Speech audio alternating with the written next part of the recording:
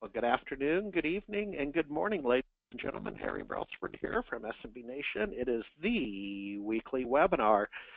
Couple of things, a little bit of housekeeping as always up front. We are starting to run out of weeks, as are you in 2017. So we're very keen on the fact that you've taken time out of your day to participate in our community webinar. We'll get to that in just a moment. Be sure to use the questions feature to ask your questions that we will have the presenters respond to today. And keep your eyes, as always, on smbnation.com and read your Sunday paper that we kick out every Sunday. Another couple weeks, and we'll be announcing the full slate of workshops for 2017 and some other activities we have. We're deep into planning right now. So bear with us, and we'll get that information out. Next week, we're going to have the Q4 analyst report, so we'll get you an announcement on that. Please join us. Very popular webinar. And without further ado, let's jump into today's presentation, the Stockholm Syndrome and IT tape backup. And we have Derek and Chris. So gentlemen, welcome. Thank you for joining us. Let's get this party started. All right. Well, thank you, Harry. This is Chris Fairbanks. I'm the channel chief here for InfraScale. I'd like to thank everybody for joining us today. Topic is migrating off of tape, and surprisingly, there's still an awful lot of it out there. One of the things that we do at InfraScale is track what backup system people are moving off of when they join our service. We have about 50,000 customers, and believe it or not, between 50 and 60% of the new customers we've added in 2016 moved off of tape. It's pretty amazing that it's still so prevalent. So that's why the topic is so relevant today. We're going to go through some fact or fiction, a little trivia about tapes and tape systems. Then we'll go into best practices and things that you should be thinking about, the actual migration process off of tape, and then at the end we'll do a Q&A. So please ask as many questions as you like, and we're actually going to be giving a prize for the best questions that come in over the next 45 minutes or so, and then we'll cover as many of those as we can at the end of the session. So a little bit about our company before we dive in. Our company is focused on eradicating downtime and data loss for businesses of all sizes. We sell both cloud-based backup and disaster recovery, and have been recognized by Gartner and CRN. We have been around since, look at that, we've been around since 2011, so the company's been around for quite a long time into the future. Date's slightly off there, but it's kind of amazing, back to the future. But we've been doing this for quite a long time, and I think you'd be really interested to hear about some of the content that we're going to present today. This is the Gartner Visionary, or the Gartner Quadrant, Magic Quadrant for Disaster Recovery as a Service. And you can see that we've been recognized as a leader in the visionary category. We've done some really innovative things to blend the cloud into, again, company sizes of big to small, and really make the cloud a powerful tool for them to take advantage of in this area. And it's a great place to go from tape straight to the cloud. Over 50,000 customers, as I mentioned. We're primarily focused on North America, but we do have a big presence in Europe. We've got actually 15 data centers around the world. They're all SSAE 16 compliant, and so no matter where you are, we can store your data locally in the cloud. We've got over 900 partners, and I should point out that we sell our solution exclusively through our network of IT service providers, IT managed service providers, and value-added resellers. If you're a partner on the call and you're interested, please reach out to us and take a look at our partner program. And we've got over 1 million devices protected now across those 50,000 customers. Yeah, Chris, if you don't mind, a question with that number of customers, and if I round up your partners to 1,000 partners, so I can do the math, the simple math would be that each partner, and I understand there's big partners and small partners, but each partner would have 50 customers mathematically. Now, is a customer a single entity? So might it be a law firm, or would it be measured somehow differently? But you know, that's pretty attractive. If on average. Yeah, that's a great point. Yeah, absolutely. Great point. So yes, the customer is, think of it as an end user customer, one law firm, one pet shop, one bank or whatever. And the average partner, as you just did the math, has got about 50 customers. We've got a handful of partners that are very large, that have hundreds of customers, and we have we have hundreds of small partners that have, say 5 to 10 customers. But on average, we have we have a lot of MSPs that service a lot of customers with the cloud backup product, and it's been a business we've been in for quite a while, so it's a nice recurring revenue stream for all those partners, especially the ones that have about 50 customers each, right? There we go. Please continue. All right, cool, great question. So at this point, actually, I'm going to hand this over to our man Derek Wood here, who's going to go through some interesting fact or fiction about tape backup. Thanks, Chris. So when it comes to tape backup, we wondered, why are people still using tape, even though it hasn't really changed from a technology perspective in quite some time. And there were some pretty common responses as far as why people are still on these systems. For the most part, it's around the cost of an individual tape. And tapes are cheap is kind of the mantra of any department that uses tape. And we're going to go through a lot of these reasons as far as, are these really true? So it's, well, they're quite cheap, or, we've always used tape systems, and because of our compliance, we need to have access to our archive, which means, of course, we need a tape system. Or it's too expensive to make this change. It's just not a priority. Or another common one is, we like that we can just outright buy a tape system for one price at one time, and that's it, and we don't have any recurring service costs. And again, kind of, we've already gone through, we've worked this in so that we've made sure that through our audits we'll be okay, we're in compliance, and if we change the system, it's going to, require that we re-go through and evaluate our compliance. And we've boiled this down into really 5 major points, where 1, cost, tape is cheap. 2, IT fear, or not wanting to change because of one reason or another. What is that all about? Tapes just work. Some people may, this will be another thing they say. Migration being a barrier to making the change, and then also that disaster recovery historically has been too complicated, and it's just not something that we want to do. So let's jump right in. Do the first one. Tapes are cheap, or tape is cheap. And it's true. Tape is the cheapest storage medium out there. Very affordable. But that's not the only cost that goes into managing a tape system. And oftentimes it's the difference in your budget. So it's your operating expenses versus your capital expenses. And from a tape system perspective, your capital expenses are typically very low because you've rolled in the whole system into your operating expenses. So it gets somewhat hidden. And when you look at migrating to something else, of course it's going to look like it's a lot more expensive because maybe you're only spending a couple $1,000s a year or every couple of years to replace your tape system. But it's quite a complicated system. You need first tape drives that work, and you may need to replace these tape drives every 3 to 5 years, and those aren't cheap. When you make the change, you have to replace your tapes for wear and tear. So your tape replacement is going to be more frequent. Maybe every year you buy some more tapes, or as you grow, you need to buy more tapes. You need to have physical storage for all these. These are physical units, and not only do you need to have physical storage, but it needs to be organized.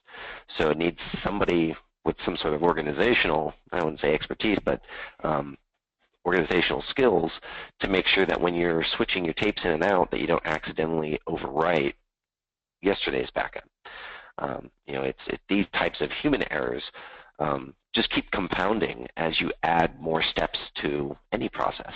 It's kind of a, you know, project management 101 type of thing.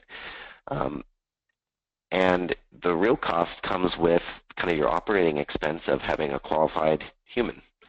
Oftentimes, I've been on calls with customers where we're trying to figure out where the backups are, and the office manager that was trained to switch the tapes in and out every day didn't even realize that that was a backup system. They just knew that they were supposed to switch these things.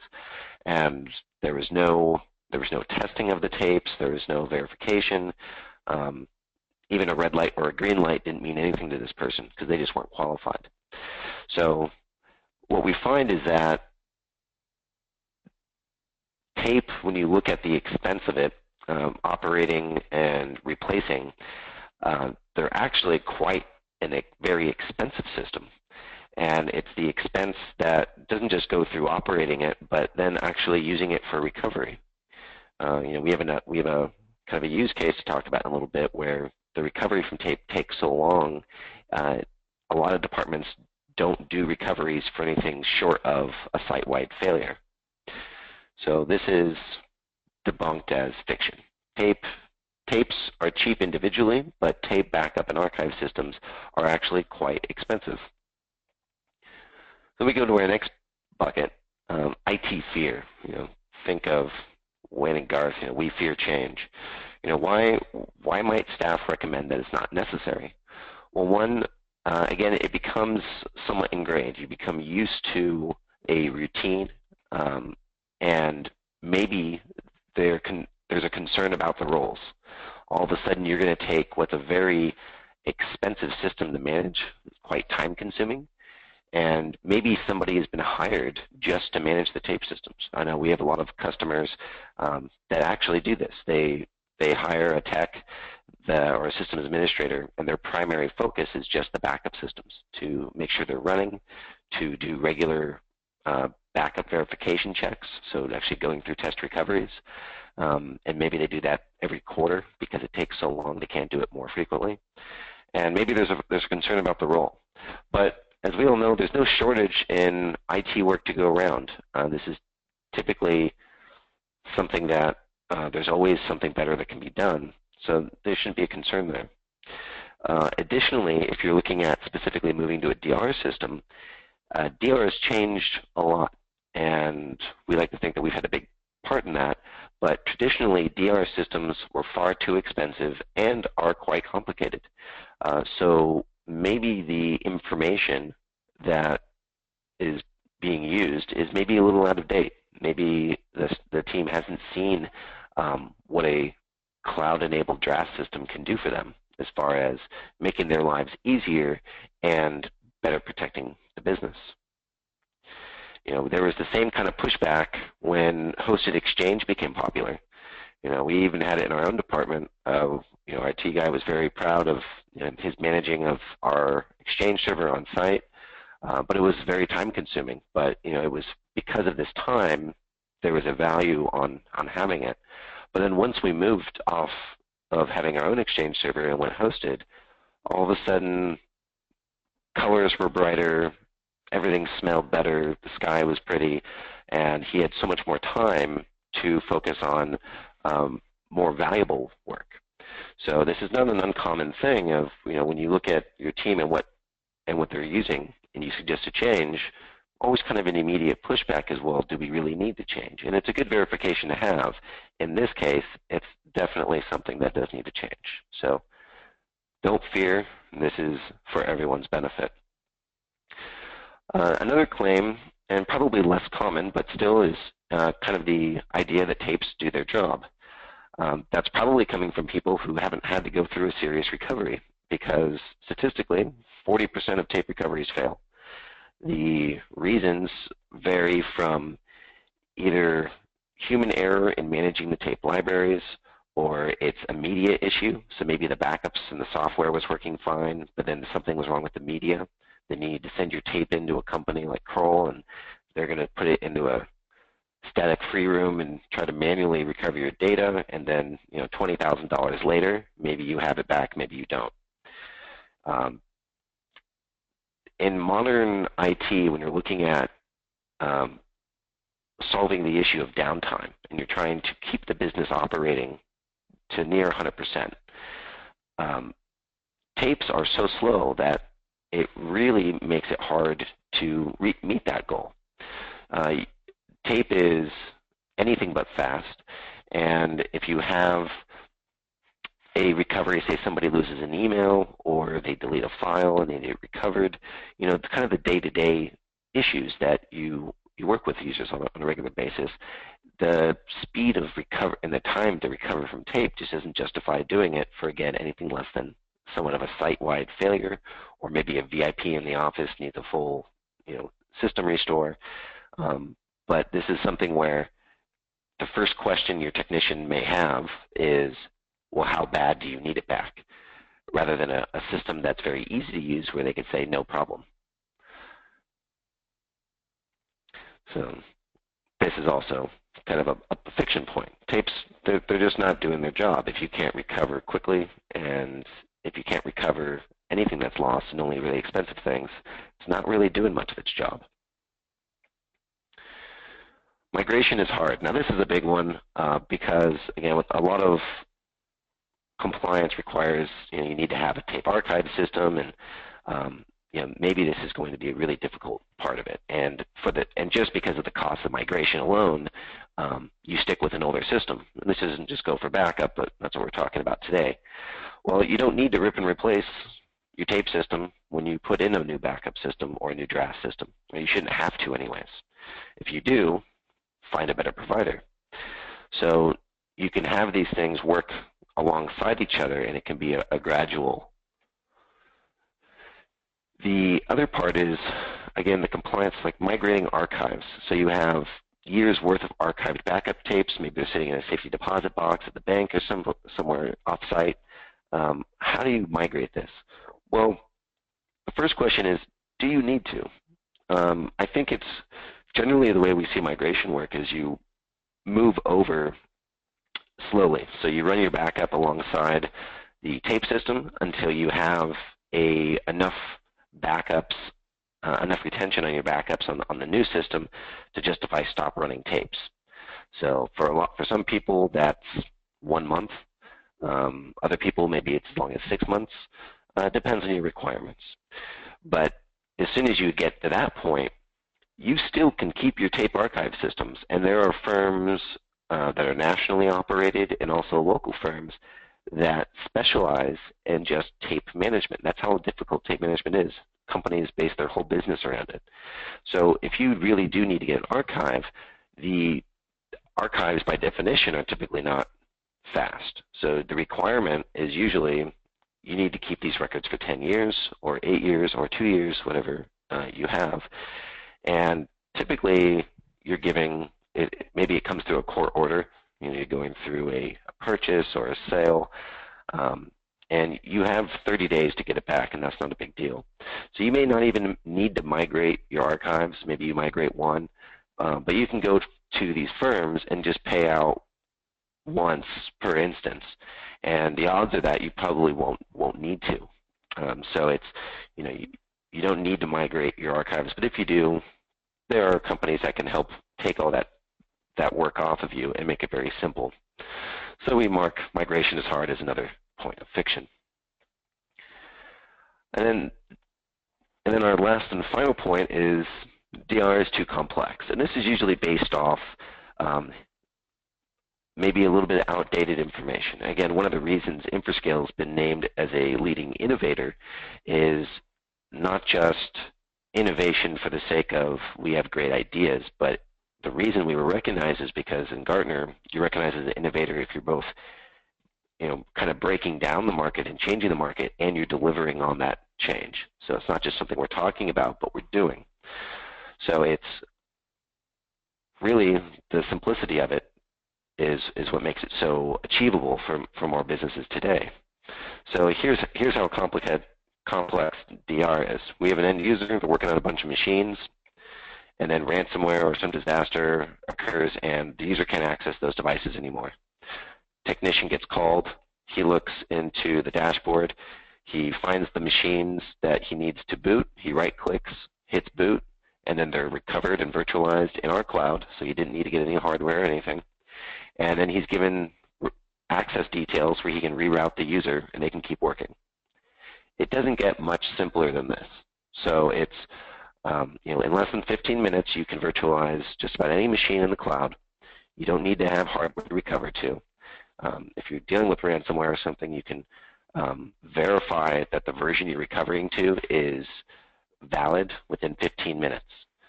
With more traditional DR systems, it may take a lot longer, and it require more steps. And then even when you verify, you would then need to go to a production recovery scenario. So your downtime ticker keeps going. With disaster recovery as a service, where as the service is leveraging the cloud, you skip all that complexity. It's very easy to set up.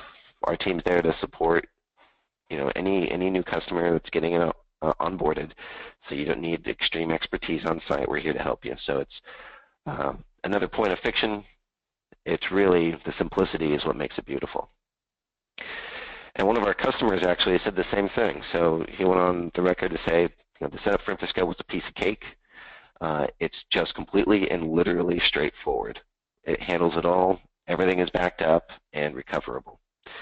And this particular customer was important because they had to report to the board of trustees for this school, and they had to do a business continuity presentation and report as far as the recoverability and the risk of downtime and everything. And that was one of the reasons that they switched to our system, is that we made that process very easy. So he's no longer stressed about that presentation, and he's no longer stressed about really anything going wrong in the network because he knows he can get back up and running. So we talked about the myths, the fact or fiction. So what are the best practices in evaluating how to, what to move from when it comes to getting off of tape into something else? Well, first, it's important to understand the cost of downtime. So downtime, you have about 700 billion annually estimated to be lost due to downtime. And downtime, that hourly rate, that's something that that can be calculated. And for small businesses, it could be something as low as $8,000 per hour, which is not low. And for big companies, it can be, hundreds of thousands, if not in the millions, if you're looking at point of sale systems and things like that. So downtime is, again, the big factor in moving off of tape, because tape isn't fast and downtime requires speed. And downtime also needs to be evaluated in itself. What causes downtime? A lot of people think it's just backups, or it's just natural disasters like fires, floods, hurricanes, this sort of thing. But it's really much more than that. And it's more common that your downtime is going to be caused by what seems like something rather small when you're comparing it to a tornado, which is your hard drive fails, or your RAID array fails, or there's some sort of software failure, or human error, somebody spills a Coke on the rig, or just making mistakes, deleting a database and things like this. So it's these micro disasters that are actually causing the brunt of the downtime that we have to worry about. And then, which furthers the point of you need to have a system that can handle recovery of small things just as well, if not better, than even a big disaster, which, again, we covered tape doesn't do. So if you're just talking about downtime, you're not too covered. And I'll let Chris come in and kind of take us through, where we see drafts and the evolution of things, and go from there. Thank you, Derek. So we started off with the review, kind of the tape scenario, and then one of the next things that came into being really focused around individual workstations was the direct cloud backup products like Mozy and Carbonite. And they work well for individual machines as long as there's not too much data change, since you're basically trickling that up over the internet. Getting this stuff up there the first time takes a long time. Getting it back takes an even longer time. But it works pretty well for daily incremental changes that are fairly small. Disk backup is basically designed to put a local data cache on site in your network so that you can back things up much more quickly. It's a lot more expensive than the direct-to-cloud because you have to buy, an appliance or some sort of storage device to store the stuff on. Site-to-site or a second site failover is a kind of an enterprise-y technique that we've seen for high availability for banks and those kinds of things. Really expensive, duplicate sets of hardware, and very complex in terms of keeping it synced up to the minute so that if downtime occurs, you can flip over to the other site. And now we have kind of the blending of these different things in a new way for disaster recovery as a service, which gives you the best of both worlds: the on-site appliance, local failover, local backup, off-site to the cloud, and actually fail over to the cloud in the case of a catastrophic disaster.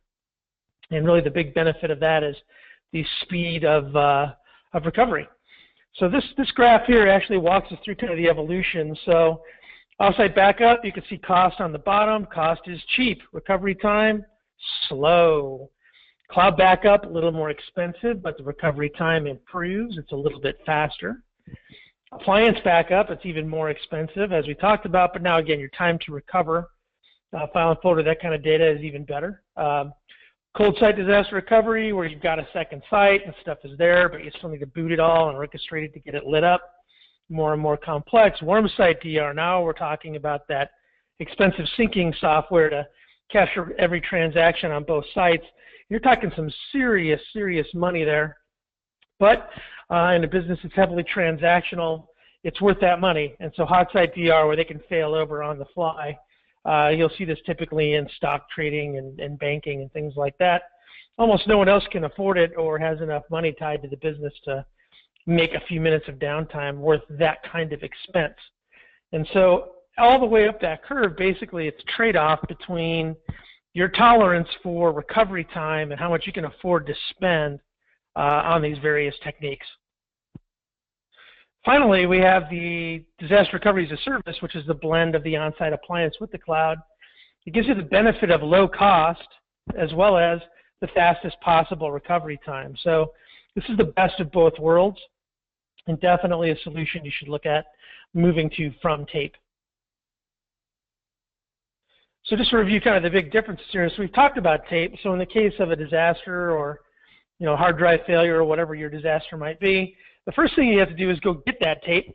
Typically they're stored off-site for safety purposes, or at least the archival ones are. If you have the most recent version, you go retrieve that from another room and load the tape and copy it over, restore the files, and then eventually get the systems back up and running. As we talked about, not exactly the fastest process. The next step up, where you've got an actual appliance on site and you're backing up to hard drive, you can skip the retrieval step, and the copy is a lot faster, but you still need to do that full restore before you can light those systems up and get up and running. So that could be anywhere from hours to days, depending on how complex the failure was. And then finally, when you get down to disaster recovery as a service, the concept here is you're keeping a current image of your servers on-site and in the cloud, continually updating them with all changes. When a failure happens, you can actually light up that virtualized image in a matter of minutes. Our company offers a 15-minute guarantee to light up any server, either on the appliance or in the cloud. So we're talking a maximum of 15 minutes of recovery time to get that server up and running again. So life after tape. Oh, I'm going to hand this off to Derek here for life after tape. Yeah, gentlemen, if you don't mind, gentlemen, it's the bottom of the hour. So, folks, thanks for attending the weekly webinar. And we know your time is precious, especially with the end of the year approaching. Be sure to use the questions capability on your control panel to ask your questions, and we'll get to those at the end. And let's continue. Thank you. All right. So we covered the fact or fiction. We covered what you should be looking forward to in moving off of tape, and what kind of system should you be looking for. And what does your life after tape look like? Well, this is your life on tape. You have a dedicated closet for physical tapes. What else could you be using that space for? You got to spend about $15,000 to $20,000, and this is for a really cheap low-end system. about 15 to 20,000 every 3 years to update the tape system. And this is assuming that you're doing this according to a best practice, right? So you should never have hardware that's out of warranty, because that's when it'll stop working most likely. So if you're doing it correctly, that's kind of your capital expense. From an operating expense, you have a dedicated IT guy that is going to have their primary responsibility to be managing the system. How much more value could you get out of somebody with that type of expertise if they were not just managing a tape backup system? Recovery costs are going to be about $3,000 to $4,000 each. So if you are faced with a scenario where you need to recover, you really need to make it worth it. So you can't afford to pay out that much time. Or if you're a partner, you can't afford to dedicate a resource to spend that much time. And then, what kind of relationship does that put you in with your customers? Micro recoveries just aren't possible. So, those requests on a daily basis to recover an email or a file, just not going to happen. And also think about the stress. We as workers, you get used to a lot of things that are maybe inefficient because of a lot of the reasons we talked about today, and this stress can carry over into your personal life. Are you keeping candy bars at your desk for the time that somebody is going to call you and need to do a recovery, and you're going to have to skip lunch because it takes so long to do a simple recovery? How this affects your comfortability. Knowing that ransomware is out there, and over half of businesses in the U.S. have been targeted, and that's going to continue to go up. Do you sleep well at night knowing that your business is safe from these sort of events? Or if something like that happened to you today, do you have to start thinking about layoffs already? What kind of comfort level do you have with the viability of your business? And once you move off the tape, your storage is static. So whether you grow by a terabyte or 10 terabytes, doesn't matter. You just have one appliance. Everything else is replicated to the cloud, so it's no problem. You don't have to manage these things. You're not going to have a sudden capital expense with failed hardware, because if it's a proper service and it's done as a service, the cost of replacing failed drives or getting updated hardware should be included. And with us it is. So your costs are going to be more predictable, both in terms of your capital expenditure as well as your operating expense. So your operating expense is going to be much less because it's such a simple system. You could do a test recovery with a proper cloud-enabled drafts unit every day, and you'd still be spending less time than if you did a test recovery just once a quarter with a taped system. So it's something that you can do on a regular basis. Anytime something's lost, it's a no problem task to be able to recover something, whether that's an individual file or an entire set of servers. When we have boot orchestration so that technicians can automatically set up an order of recovery for, say you have a whole virtual environment or a number of physical machines. They don't have to individually play one by one. They can preset, okay, we want the file server, Active Directory, then the database server, and this, and then it'll be all automated, further saving time. And knowing that you have a system that's in place and that's going to work for you and not cause you stress means you can operate with a much better perspective on risks that you're facing. A good example is a systems analyst for the University of Virginia Alumni Association, Ellen McCree.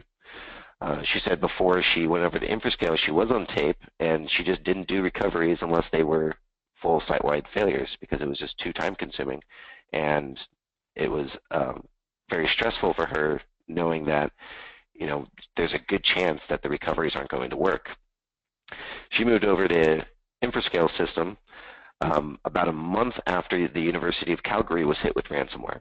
And the University of Calgary didn't have a good system in place, and they had to pay out about $15,000 to get their email server back, and they were without it for about a week. So, downtime cost right there is pretty substantial. A couple months later, after implementing Infrascale, she got a call that one of her users was hit.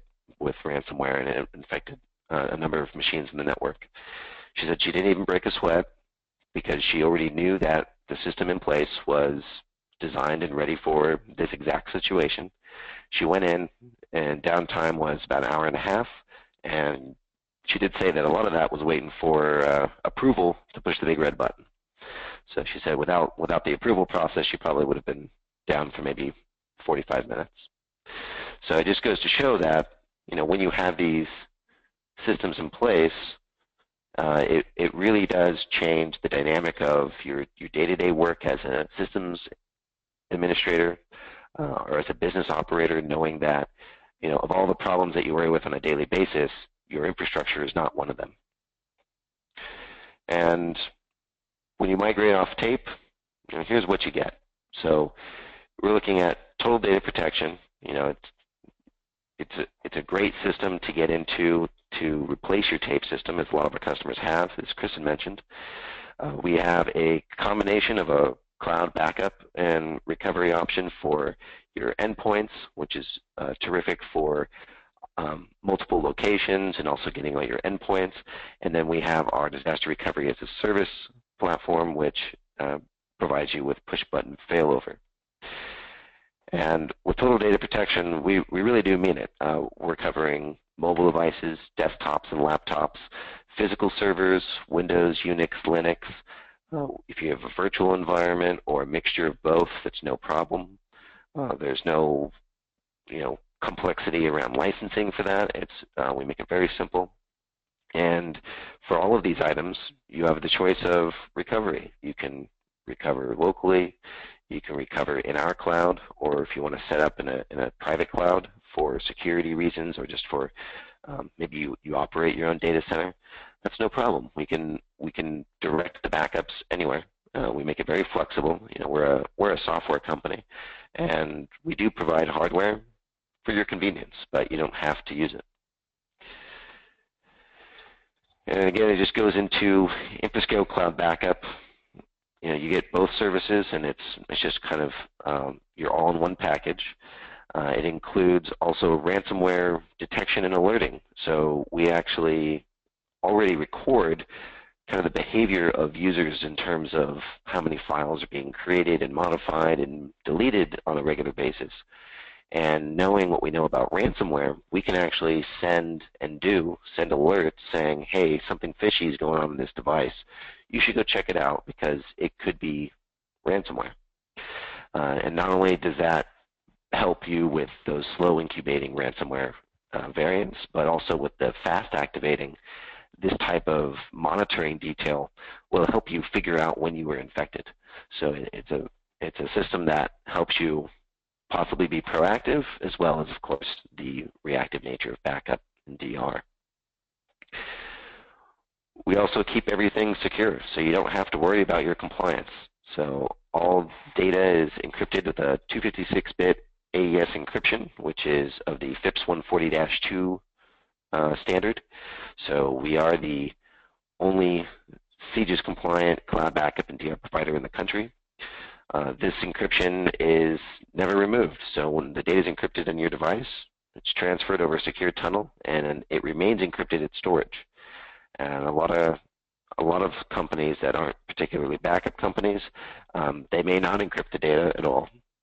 And if they do, they may decrypt it once it's in the cloud so that they can touch it and report on it a little differently, or allow you to change it. And so that's the difference is a focus on security and privacy versus not. And we have our check boxes, so pretty much any compliance that you need to adhere to, we're going to meet. And that's because of a focus on security and privacy. And this compliance, it's universal. Almost all of them have to do with generally the same principles. Are you encrypting the data? What kind of encryption? Is it an approved encryption? Where are you storing it? Is the facility a good facility? Is it rated? What's the tier rating? Is it audited? These sorts of things. We had mentioned earlier that we have 15 data centers all over the world, and this is to account for geographic compliance requirements. So if you need your data replicated to stay within the U.S.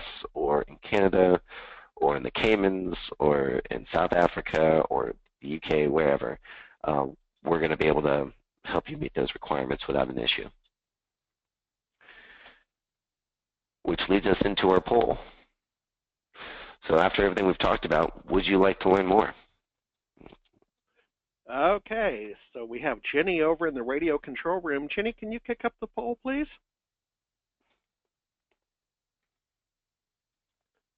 I think I see action. And we have, would you like to learn more about InfraScale's cloud backup and disaster recovery services? First answer, yes. I'd like to learn more about InfraScale. Yes. I'd like more educational DR info. Third, not yet, maybe later. Folks, if you could go ahead and answer that while you're doing that. Just a friendly reminder to be sure to use the questions feature to ask your questions. So, Jenny, why don't we close the poll? I suspect people have made their choice.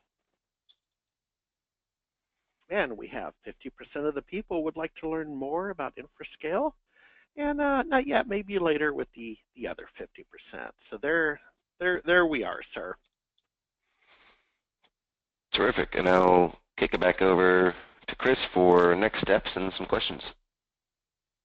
All right, so thank you, Derek and Harry. For those of you who are interested in taking a closer look at this, we've actually got a free trial for you if you want to take advantage of it, try to migrate some data and get a feel for what that would be like.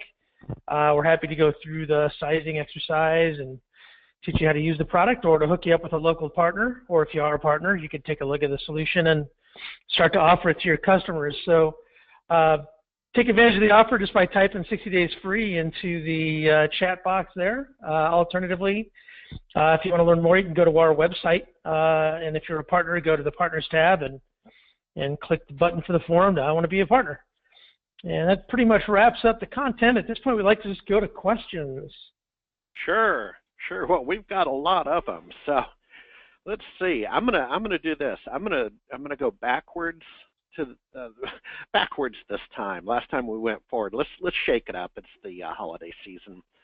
So the last question, moving up, is does your solution integrate with RMMs and PSAs like ConnectWise and Kaseya? Yeah, we do have an integration with ConnectWise, and we've actually built the systems to be somewhat universal as their ability to integrate in with your support ticketing systems. So any ticketing system you're using today, you can set it up with our system so that your tickets come through that, and that, of course, is important to make sure that you don't have 4 different systems your team is working through to figure out what's going on. Okay, the second to last question is retention policies, fulls, incrementals, differentials? We have a combination. We do differentials, and we can also do incrementals. The backups as they're replicated are designed in a way to be standalone. So that's your differential backup, and depending on the system you're running, you can specify what you want. Of course, we always recommend just by default doing differential, but you have the flexibility to change it to your preference. Excellent. The third to last question, I'm having fun with this. Do you offer white labeling for MSPs? We do have a white label for the end user cloud backup part of things, and we do offer white labeling of collateral and that sort of content. So if you give us a call, we can show you what that all entails. Okay, great. Let me sort up a little bit. What sort of margins can I make as an InfraScale partner? It's a good question. Because of the nature of the market, you have a product, and the differentiation you have is the service you put behind it. It's actually something that we do. I specifically will probably end up talking with you about it. We can see margins as much as 20 or 30%, or even greater, 50 to 60. It kind of depends on how you package it with your managed services. Okay, great. There we go. Next one. Do you do anything to help me do the marketing or lead gen in my area? I actually like that. I'm all about lead gen. So do you help with the marketing or lead gen? You bet. And I guess maybe I let Chris talk about it since it's actually what I do. So I will help you personally with your lead gen. I can help you put together webinars, any type of campaign that we'll take the InfraScale services and we'll wrap your business around it so that it's something that is unique to you and helps you make money. But that's something that I work on a daily basis. Perfect. Do you give any training or onboarding for me or my customers? All of the above. So we don't separate support based on if it's a partner or if it's an end user. We understand that your customers are also our customers, and we want to set you both up to succeed. So you get full onboarding for any installation. We do a full installation handhold, whether it's your first or your 50th. No matter. We offer sales training, qualification training, again, marketing consultation and assistance, as well as technical training. Okay, let's see here. Next one. Okay. Is the tape backup real time, or can we determine the frequency of when each server is backed up or snapshotted? Well, if you're asking about tape backup, it depends on what tape system you're using. But for our system, it's not real time, but you can set it up to be quite fast. That would be something that our implementation team can help you plan out. Oftentimes, your backup frequency is determined based off of, one, how fast the backups can run, and two, the effect of running a backup on your business. So does running a backup require shutting an application down? Which for some old applications it might, but that's something that our team can help you through. For the endpoint backup, you can run that very regularly. I actually run my backup on my laptop every 2 hours, and I don't even notice it running because it happens so quickly and done in the background. So it depends on kind of those variables, and that's something that we can help you plan out. Okay. Do you leverage data dedupe? What sort of dedupe efficiency do you get? We have an awesome dedupe efficiency. We actually built our own dedupe file system, and with, say, you're running on a virtual machine, a virtual network, say you're on VMware, we've seen dedupe of efficiency of 90%. So it can be quite good. What's unique about our dedupe is that we also leverage it for transferring offsite. And the reason that's unique is because, one, it's really complicated, but no one else does it. So everyone else, you have to kind of rehydrate your dedupe system before transferring, which means you're transferring full files when you're doing your replication. We don't. So that means that your time to get protected and offsite is going to be much faster. And it also, if you're depending on your bandwidth charges, this can save you a lot of bandwidth traffic as well, and maybe money depending on your contract. Okay, let's see. Got three more we'll roll with. How does the appliance throttle bandwidth usage during production times? You can set either a maximum speed or you can set a total amount of data, but you can also you can program it to run on a dedicated line, which is what a lot of people will do, or put it on a different LAN altogether. But oftentimes that's part of the planning and running a backup is maybe you run it during a slow production hour, lunch break, or maybe after hours. But you have options to do that. Sure. Are you CJIS compliant? You bet we are. CJIS, for those of you who don't know, is the Criminal Justice Information Services, and it's the largest department in the FBI, and they are responsible for the security and privacy of all data that law enforcement agencies across the country access and create. So any agency that accesses the NCIC, so when they, cop pulls you over and they're looking up your record, that's what they're accessing. And CJIS requirements, it's the only requirement in the country where the person in charge of your compliance is actually criminally culpable. So you could actually go to jail if if the agency is not actually compliant. And we're the only cloud backup and DR provider in the country today that is compliant. Okay, finally, are you SOX and HIPAA compliant? You bet. SOX, HIPAA, Sarbanes-Oxley, SSE 16, previously SAS 70 Type 2. So all that fun stuff, and give us a call and we can give you more details around that. Oops, one more snuck in under the bell. Here we go. Where are your data centers, and how many do you have? We have, I believe it's 4 data centers in the U.S., Utah, California, Texas, and with CJIS, we have another one out in New Jersey. And we have a data center in Canada. We have a data center just outside of London. We have one in Frankfurt, Germany. We have some in, I believe, Brazil.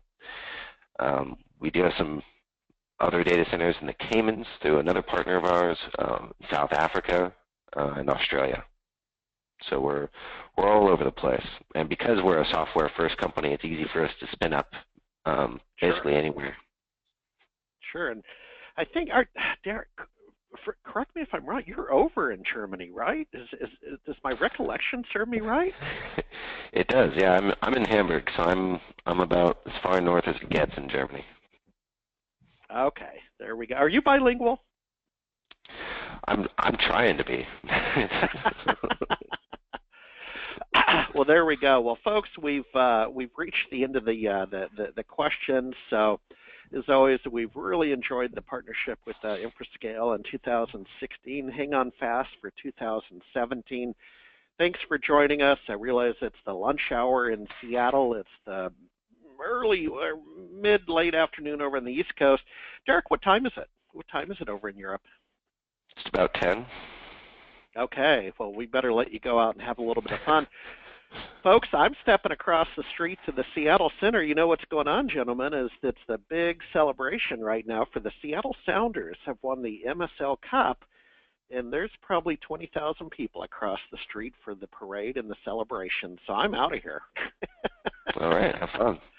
All right, okay, thank you very much. Folks, have a great day. We'll see you next Thursday for the Q4 Analyst Report. Bye-bye.